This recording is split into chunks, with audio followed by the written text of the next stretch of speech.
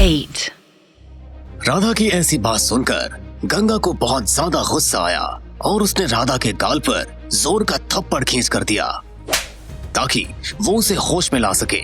और उसने एक बार फिर से उसकी आंखों में आंखें डालकर कहा, अगर तुमने फिर से ऐसे फालतू की बातें करी तो हमसे बुरा कोई नहीं होगा, समझी राधा? हमने कहा ना कि हम अभी नहीं जाएंगे, तो तुम्हें क्यों झांसी की रानी बनना है?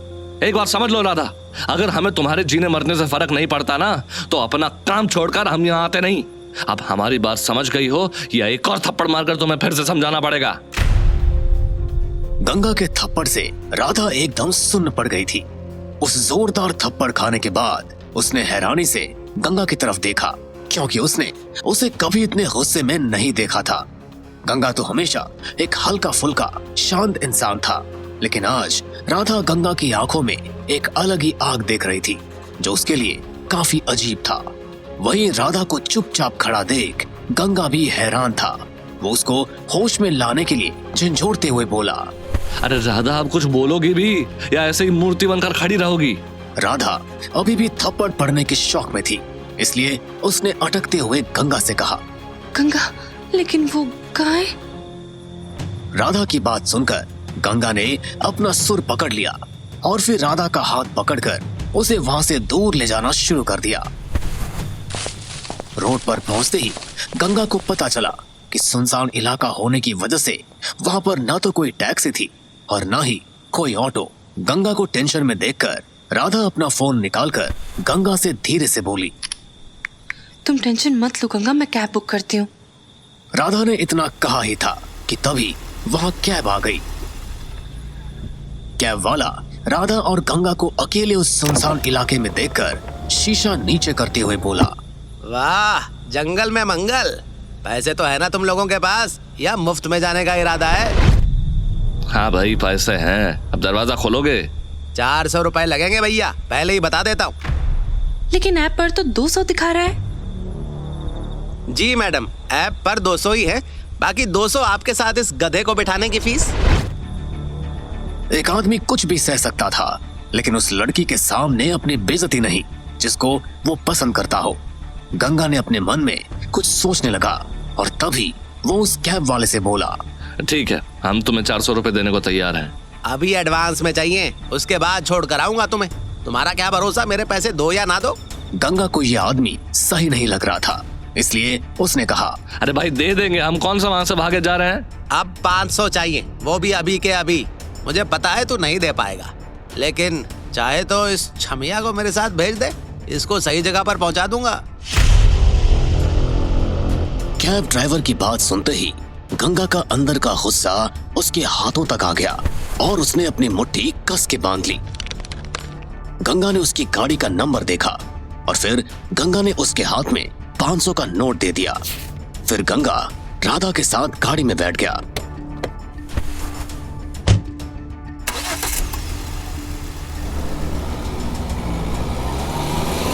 थोड़ी देर बाद उस कैब ड्राइवर ने लगभग ऑटो स्टैंड से 400 मीटर पहले ही गाड़ी रोक दी और बोला, चल अब निकल।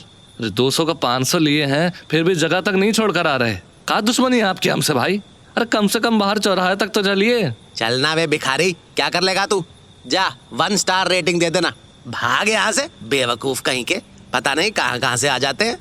गंगा बिना कोई बहस किए गाड़ी से उतर गया, क्योंकि वो समझ चुका था कि ये इस कैब वाले का इलाका है, इसलिए ही ये इतना उछल रहा है।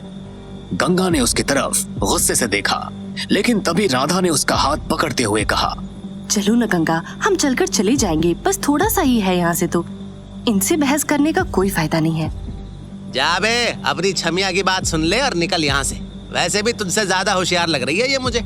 राधा गंगा को ले जाने लगी, लेकिन तभी गंगा ने कहा, हमें बस 2 सेकंड दो। गंगा छोड़ो ना, आप चलो बस। अरे बस 1 सेकंड। गंगा उस कैब ड्राइवर के पास गया और जेब से अपना कार्ड निकाल कर बोला, शायद तुम्हें इसकी जरूरत पड़े। क्या बे, धमकी दे रहा है क्या मुझे? ये मेरा इलाका है, तुझे इतना पिटवाऊंगा कि अभी तेरी सारी अकड़ निकल जाएगी। गंगा ने उसकी बात पर ध्यान नहीं दिया और वहां से राधा को लेकर चल दिया। थोड़ी ही देर के बाद वो दोनों चलते चलते ऑटो स्टैंड पर आए, फिर एक ऑटो पकड़कर अपने घर पहुंच गए। तभी गंगा ने कहा, क्या तुम हमें हमारा प्लान समझाने का एक मौका दोगी? क्या हम तुम्हारे कमरे में चल सकते हैं? बस 1 मिनट के लिए राधा। ठीक है गंगा, चलो। देखो राधा, हम ऐसे ही चोरी चुपके थोड़े से प्रूफ इकट्ठा कर भी लेंगे तो उससे कुछ नहीं होने वाला। तुम हमारी बात को समझ रही हो ना? तो क्या हम उन्हें बस मासूम गायों को ऐसे ही मारने दें जो जीवन भर हमें अपना दूध देती हैं? बताओ गंगा। नहीं, हमारे पास एक प्लान है। कैसा प्लान गंगा? प्लान उस पूरी फैक्ट्री को बर्बाद करने का। देखो, अभी कुछ दिनों में रक्षाबंधन आने वाला है। रक्षाबंधन पर बहुत मिठाई बिकती है और इसीलिए हम एक मिठाई की दुकान के मालिक बनकर जाएंगे और एक डील के बहाने उनके मिलावटी दूध के बारे में पता लगा लेंगे। हम उनसे गाय खरीदने की भी कोशिश करेंगे। बस हमें ऐसा दिखाना है कि अगर वो लोग 100% कमीने हैं तो हम 1000% कमीने हैं, ताकि वो हमारे सामने अपने सारे काले राजों को खोल कर रख दे। एक बार हमें उनका सिस्टम पता चल गया तो उसको खत्म करना आसान होगा। गंगा का पूरा प्लान सुनकर राधा उस प्लान के बारे में सोच रही थी। रक्षाबंधन को आने में ज्यादा टाइम तो नहीं था, लेकिन उसे बस एक बात की टेंशन थी कि इतने दिनों में न जाने और कितनी मासूम गायों को अपनी जान खोनी पड़ेगी। लेकिन गंगा मेरी बात तो। इससे पहले कि राधा आगे कुछ कह पाती, गंगा ने उसे बीच में ही काट दिया और कहा, अरे हमें पता है तुम क्या सोच रही हो राधा, लेकिन अभी के लिए हमें दिल से नहीं दिमाग से सोचने की जरूरत है। अभी हम बिना प्रूफ के कुछ नहीं कर सकते। कई बार तो प्रूफ मिलने के बाद भी बस कुछ करोड़ों का जुर्माना लगता है और ये लोग फिर से वही सब शुरू कर देते हैं। इसलिए हमें इस फैक्ट्री को पूरी तरीके से खत्म करना होगा ताकि सबको पता चल सके कि मासूम जानवरों को मारने की सजा क्या होती है। राधा के पास अब कहने को कुछ नहीं बचा था। चाहे वो गंगा से जितनी चाहे उतनी बहस कर ले, लेकिन दिल के किसी कोने में उसे भी ये पता थी कि गंगा की बात कहीं ना कहीं सही थी। राधा भी समझ चुकी थी कि इस वक्त उसे इमोशनल होकर नहीं बल्कि प्रैक्टिकल होकर डिसीजंस लेने की जरूरत है। यही सब सोचते हुए वो गंगा से धीरे से बोली, ठीक है गंगा, जैसा तुम कहो। तभी गंगा ने राधा की तरफ देखा और उससे कहा, हमें माफ कर देना राधा, हम तब तुम पर हाथ नहीं उठाना चाहते थे, लेकिन हमें समझ ही नहीं आ रहा था कि हम तुम्हें कैसे रोके और हड़बड़ी में हमारा हाथ उठ गया। कहीं तुम्हें लगी तो नहीं? राधा ने अपना चेहरा उठाया और गंगा की तरफ देखकर मुस्कुराई। बस ये दोबारा ना हो गंगा। वैसे मेरी फिक्र करने के लिए थैंक्स। मैं इस शहर में ज्यादा लोगों को नहीं जानती हूँ। मैं भी यहाँ ज्यादा लोगों को नहीं जानता हूँ राधा, और तुमने मुझ पर भरोसा करके मुझे फोन किया, उसके लिए भी शुक्रिया। थोड़ी और बात करने के बाद गंगा वहां से निकल गया और सीधे घर पर आकर लेट गया।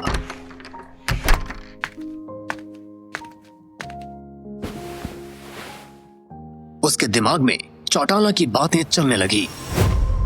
जब उसने उस बॉम्ब वाली बात कही थी, गंगा को समझ नहीं आ रहा था कि उसके घर में कौन ऐसा था जो कि घर में बॉम्ब रखने की हिम्मत कर सकता था। ऐसा आदमी घर और ऑफिस दोनों के लिए आगे बहुत बड़ा खतरा साबित हो सकता है।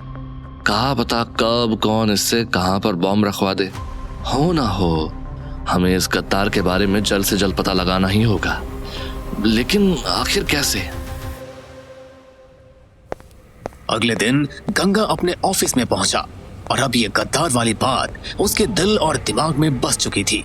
इसलिए उसने इस ऑफिस के सबसे बड़े कमीने और काम के आदमी को अपने पास बुलाया, जो कि कोई और नहीं बल्कि सौरभ था। सौरभ को देखते ही गंगा उससे बोला, अरे सौरभ, अपने ऑफिस में या घर में सबसे बड़ा गद्दार कौन है? क्या मतलब है गंगा आपका? मैंने कोई गद्दारी नहीं की। हम तुमसे पूछ रहे हैं कि कौन है इस ऑफिस में गद्दार? मुझे नहीं पता गंगा। अरे किसी पे शक? जिससे भी मैं नफरत करता हूँ उस पर ही शक होने लग जाता है। पहले तो मुझे आप पर भी शक था। सौरभ की बात सुनकर गंगा ने उसकी तरफ गुस्से से देखा और बोला, फालतू बातें करने के लिए तुम्हें यहाँ नहीं बुलाया सौरभ। हमें रिजल्ट्स चाहिए। हमें जल्दी से उस गद्दार को ढूंढ कर दो जो हमारे दुश्मन के कहने पर हमारे घर में बॉम्ब तक लगाने के लिए तैयार हो गया था। सॉरी गंगा, लेकिन इस इशू में मैं तुम्हारी कोई मदद नहीं कर सकता। ये कहकर सौरभ वहां से चला गया। उसके वहां से जाने के बाद गंगा अपने मन ही मन बोला, लगता है इस सब के लिए हमें राधा के जासूसी दिमाग की जरूरत पड़ने वाली है। चाहे कुछ भी हो जाए, उस गद्दार को तो हम ढूंढ कर ही रहेंगे।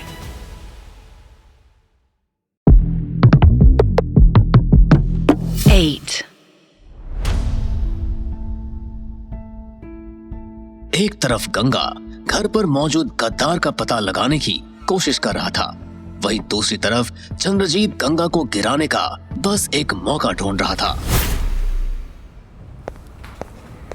सुबह सुबह अग्निहोत्री जी आज कई दिन बाद अग्निहोत्री टावर में आए थे। उनकी उम्मीद के मुताबिक पूरे ऑफिस के सभी काम स्मूथली चल रहे थे। वाह, गंगा को कंपनी का पूरा कंट्रोल देने का मेरा फैसला एकदम ठीक था। वैसे तो मिस्टर अग्निहोत्री वहीं से लौट जाते, लेकिन फाइनेंशियल ईयर का एंड करीब होने की वजह से वो कंपनी का डेटा चेक करने के लिए अपने केबिन में जा ही रहे थे कि तभी उन्होंने वहां पर अपने छोटे भाई चंद्रजीत को बैठे देखा, जो कि उन्हें साफ परेशान दिखाई दे रहा था। मिस्टर अग्निहोत्री को देखते ही वो एकदम से अपनी कुर्सी से खड़ा हो गया। शुक्र है भाई साहब जो आज आप ऑफिस आ गए। जब से आपने गंगा के हाथ में कंपनी की कमांड दी है, तब से मुझे तो अब दिन रात कंपनी की चिंता लगी रहती है। कल पूरी रात मुझे इस वजह से नींद तक नहीं आई।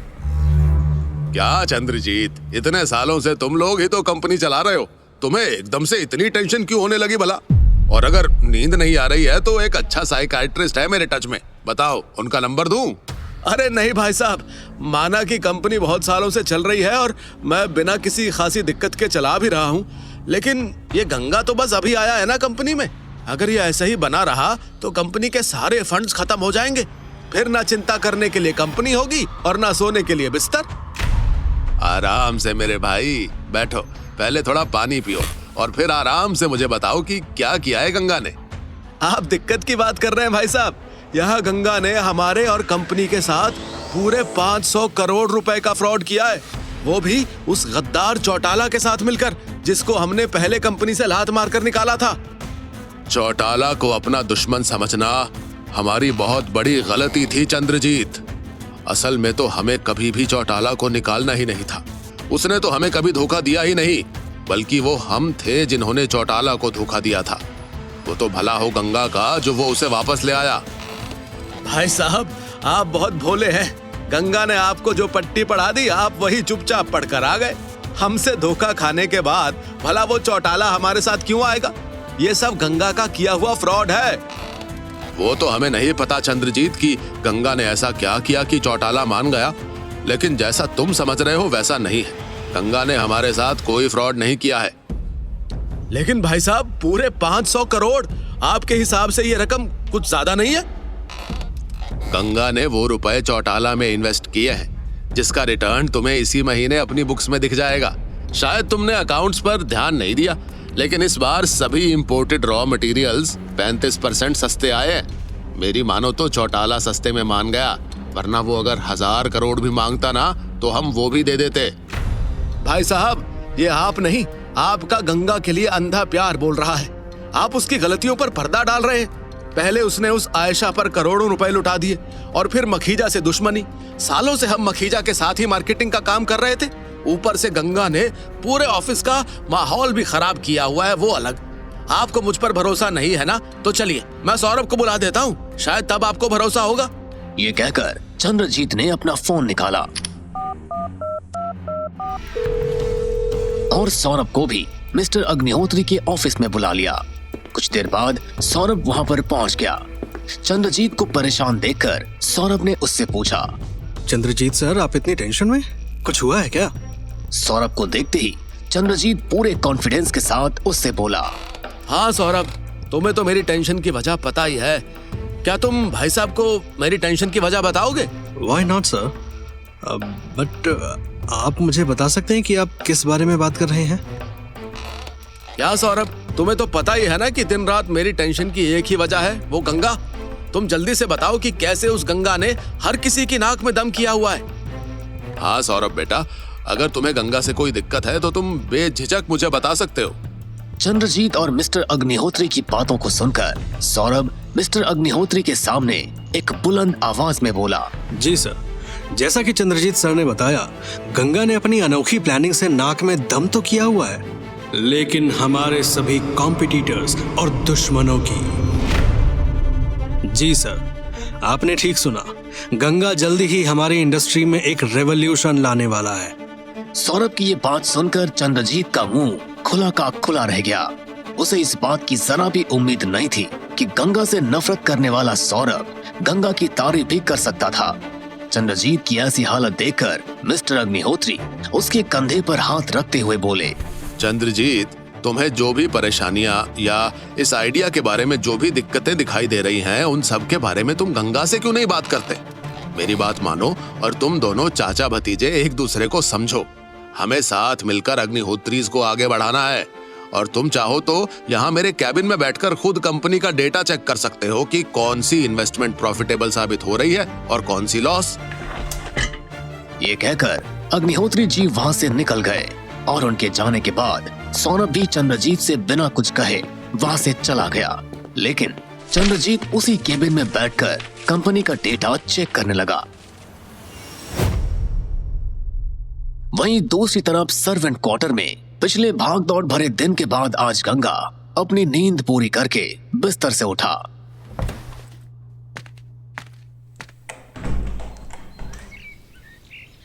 वो अपनी खिड़की से बाहर देख रहा था कि तभी उसे दरवाजे पर किसी के खटखटाने की आवाज सुनाई दी। गंगा ने जैसे ही दरवाजे को खोला, उसके सामने उसकी छोटी बहन काव्या खड़ी थी, जो कि सीधे गंगा के क्वार्टर के अंदर चली गई। अरे छोटी, तुम्हें कैसे पता चला कि हम यहाँ इस क्वार्टर में हैं? वो सब इम्पोर्टेंट नहीं है भैया।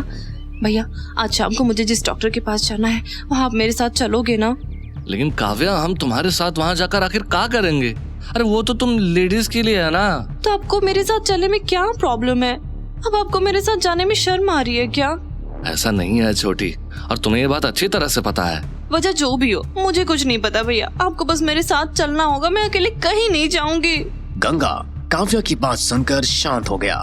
वो सोच रहा था कि कैसे काव्या को टाले, लेकिन काव्या फिर से जिद करते हुए बोली, लगता है मुझे आपको अपनी इस प्रॉब्लम के बारे में बताना ही नहीं चाहिए था। ऐसा करती हूँ, मैं सब कुछ पापा को बता देती हूँ। ज्यादा से ज्यादा मेरा कॉलेज जाना ही तो बंद हो जाएगा ना। अरे नहीं काव्या, हम तुम्हारे साथ शाम को चलने के लिए तैयार हैं। कम से कम अभी तो हमें ऑफिस जाने दो। थैंक यू भैया, you are the best. Kavya जब गंगा के कमरे से चली गई, गंगा तैयार होकर ऑफिस के लिए निकल ही रहा था कि तभी उसके फोन पर आयशा की कॉल आने लगी।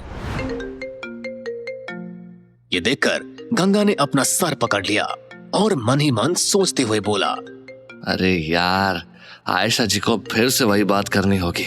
ये सब सोचते हुए गंगा ने ना चाहते हुए भी आयशा का फोन उठाया और बोला, जी आयशा जी, बताइए कैसे याद किया आपने हमें आज?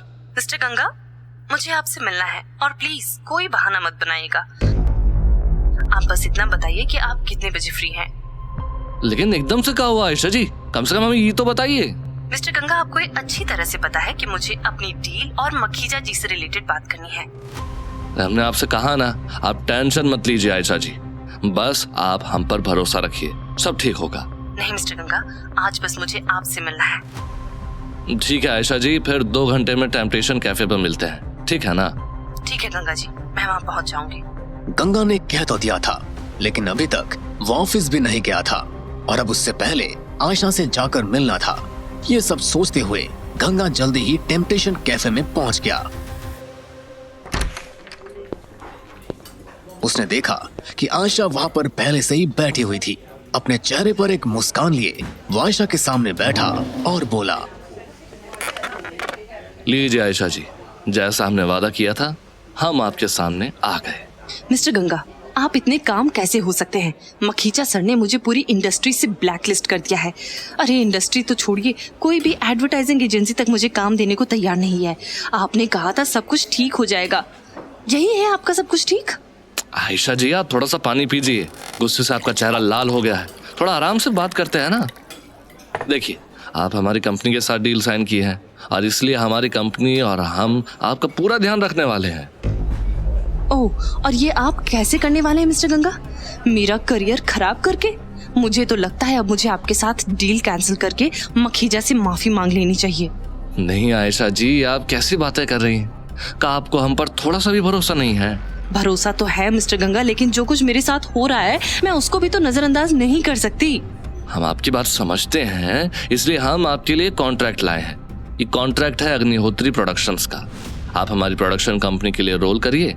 सिर्फ आपके लिए हमने पूरा प्रोडक्शन हाउस खोला है और डिस्ट्रीब्यूशन और फंडिंग सब कुछ हमने सोच लिया। बस जरूरत है तो आपको हमारा साथ देने की। आप ये मूवी कॉन्ट्रैक्ट साइन कर दीजिए और हम अगले हफ्ते से ही मूवी पर काम करना शुरू कर देंगे।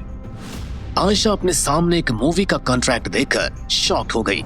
कोई भी उससे मॉडलिंग तक के लिए नहीं बुला रहा था और यहाँ गंगा उसे एक मूवी का कॉन्ट्रैक्ट दे रहा था।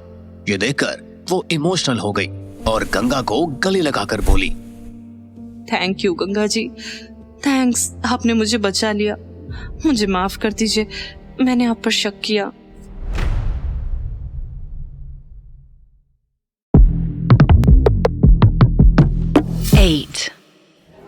गंगा को आयशा के साथ ऐसे गले लगकर ठीक नहीं लग रहा था। गांव का होने की वजह से वो लड़कियों से ऐसे ज्यादा करीब नहीं आता था, इसलिए उसने आयशा को दूर हटाते हुए उससे पूछा, अब तो सब कुछ ठीक है ना आयशा जी? अब तो आप टेंशन फ्री होकर घर जा सकती है ना? जी मिस्टर गंगा, आपने मेरी आधी प्रॉब्लम सॉल्व कर दी, लेकिन क्या आयशा जी, अब क्या दिक्कत है? सब कुछ तो हमने ठीक कर दिया है। गंगा जी, वो दरअसल बहुत टाइम तक कैमरा से दूर रहने की वजह से मेरा कॉन्फिडेंस अंदर तक हिल चुका है। पता नहीं कैमरा के सामने अब मैं पहले की तरह एक्टिंग कर पाऊंगी कि नहीं। अरे आयशा जी, इतनी सी बात, शेर कभी घास खाना भूल सकता है क्या? आप चिंता मत कीजिए, एक्टिंग करना आपके खून में है। बट पिछले 1.5 साल से मैंने कैमरा तो छोड़िए, मैं घर से बाहर तक नहीं निकली हूँ। सॉरी गंगा जी, लेकिन मुझे लगता है कि आपने अपना ट्रस्ट और मनी एक गलत इंसान पर लगा दिया है। अरे आयशा जी, आपको कैमरा के सामने एक्टिंग करने से डर लग रहा है ना, तो कल सबसे पहले आपका फोटो शूट करा देते हैं। उससे आपको आत्मविश्वास भी मिल जाएगा और हमें यानी कंपनी को भी आपकी कुछ अच्छी तस्वीरें मिल जाएंगी। वैसे तो आयशा को अपने ऊपर ज्यादा कॉन्फिडेंस नहीं था, लेकिन गंगा की उम्मीद से भरी शक्ल को देखकर उसने फोटो शूट के लिए हामी भर दी। ठीक है गंगा जी, मैं कल फोटोशूट पर पहुंच जाऊंगी, लेकिन फोटोशूट के वक्त आपको भी वहाँ मेरे साथ अवेलेबल रहना पड़ेगा। अरे क्यों नहीं आयशा जी, आप जैसे बड़े सितारे को साक्षात शूटिंग करते देखना तो हमारे लिए सौभाग्य की बात होगी। गंगा की ये बात सुनकर आयशा के चेहरे पर हंसी आ गई। वो हंसते हुए गंगा से बोली, हाँ, बातें सच में बहुत अच्छी करते हैं गंगा जी। चलिए बाय, कल स्टूडियो पर मिलते हैं। आयशा से मीटिंग करने के बाद गंगा थोड़ा लेट बट फाइनली ऑफिस पहुंच गया और वहां पर कुछ देर काम करने के बाद वो सीधे काव्या के कॉलेज के लिए निकल गया।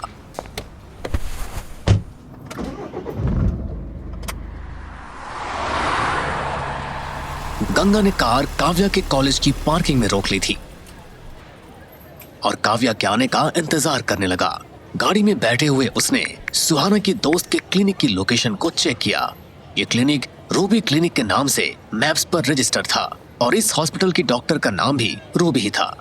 गंगा ये सब चेक कर ही रहा था, तभी उसे काव्या का कॉल आया। भैया, आप अब तक नहीं आए? मैं काफी देर से आपका इंतजार कर रही हूँ। काव्या, हम तुम्हारे कॉलेज में पहले ही आ चुके हैं और पार्किंग में तुम्हारा इंतजार कर रहे हैं। ओ, मुझे लगा था कि आप हमेशा की तरह लेट हो गए होंगे। जल्दी आओ काव्या, हमारा मजाक बाद में उड़ा लेना है यार। थोड़ी ही देर में काव्या आकर गाड़ी में बैठ गई और गंगा से बोली, भैया, वो डॉक्टर भरोसेमंद तो है ना? मेरा मतलब है कि आपको पता तो है ना कि ये सब किसी और को बिल्कुल भी पता नहीं चलना चाहिए।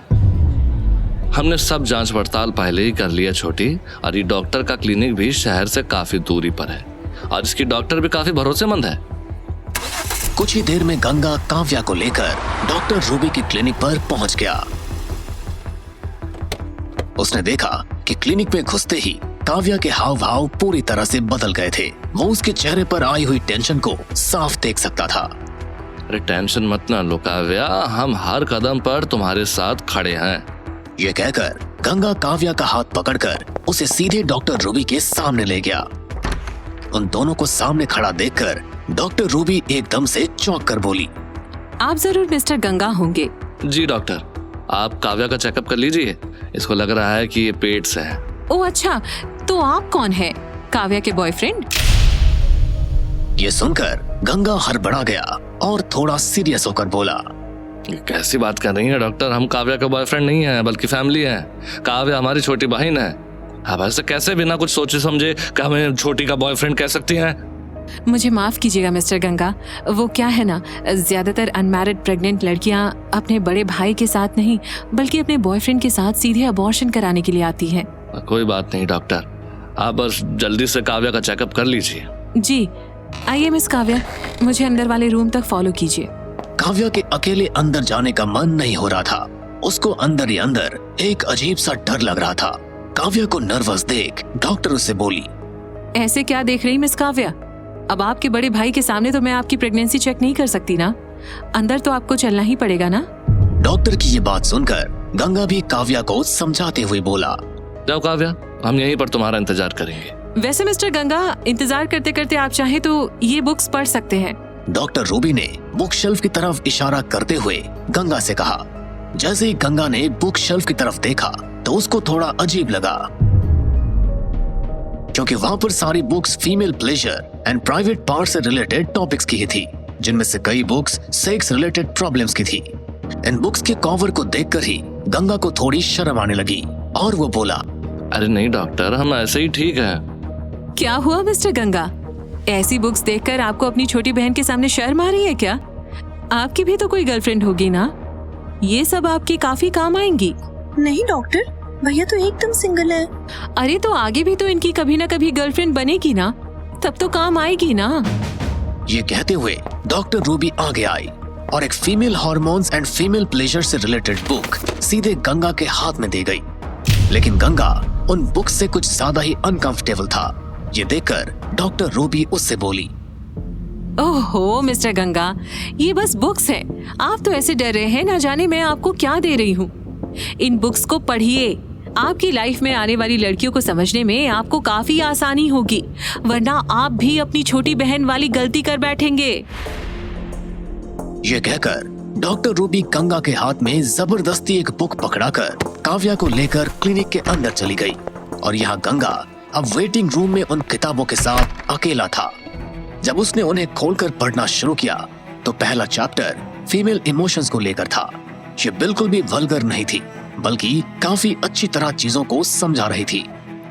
डॉक्टर ने सही कहा था, ये किताब पढ़ने में इतनी बुरी नहीं है, बस इसका कवर ही थोड़ा अश्लील है बस है। लगभग 1 घंटे के बाद काव्या क्लिनिक से बाहर निकली। काव्या को देखते ही गंगा ने पूछा, क्या हुआ अंदर? कुछ चेकअप्स किए उन्होंने, अभी वो थोड़ी देर में आकर टेस्ट्स के रिजल्ट बताने वाली हैं। कुछ ही देर में वहाँ पर डॉक्टर रूबी भी आ गई। वो गंगा और काव्या की तरफ देखते हुए बोली, I am sorry Kavya, but you are pregnant. कहा? आपकी छोटी बहन पेट से है मिस्टर गंगा। ये सुनकर तुरंत ही काव्या के आंसू बहने लगे और वो अपने आप को कोसते हुए बोली, I am done. My whole life just wasted. आखिर एक छोटी सी गलती की इतनी बड़ी पनिशमेंट क्यों मिल रही है मुझे? काव्या को रोता देखकर गंगा को भी बहुत बुरा लग रहा था। उसने रोती हुई काव्या को अपने गले से लगा लिया और उसे चुप कराते हुए बोला, कोई बात नहीं छोटी, तेरा बड़ा भाई तेरा ध्यान रखने के लिए कुछ भी कर सकता है, तू टेंशन मत ले। नहीं भैया, अब मैं घर पर क्या कहूँगी? पापा तो मुझे मार डालेंगे भैया। अरे ऐसा कुछ नहीं होगा काव्या, हम हैं ना तुम्हारे साथ, हमारे होते हुए तुम्हें कुछ नहीं होगा। तुम चुप हो जाओ, चलो अब हम दोनों घर चलते हैं। डॉक्टर रूबी काव्या और गंगा को जाते हुए देख रही थी। आजकल की लड़कियां भी ना अक्सर बिना सोचे समझे ऐसी गलतियां कर देती हैं और फिर ना सिर्फ खुद को बल्कि खुद के घर वालों को भी तकलीफ देती हैं। दूसरी तरफ गंगा काव्या को अपने साथ वापस घर ले जा रहा था, लेकिन गाड़ी में पीछे बैठी हुई काव्या बस रोए जा रही थी। रोते रोते उसका गोरा चेहरा अब लाल पड़ गया।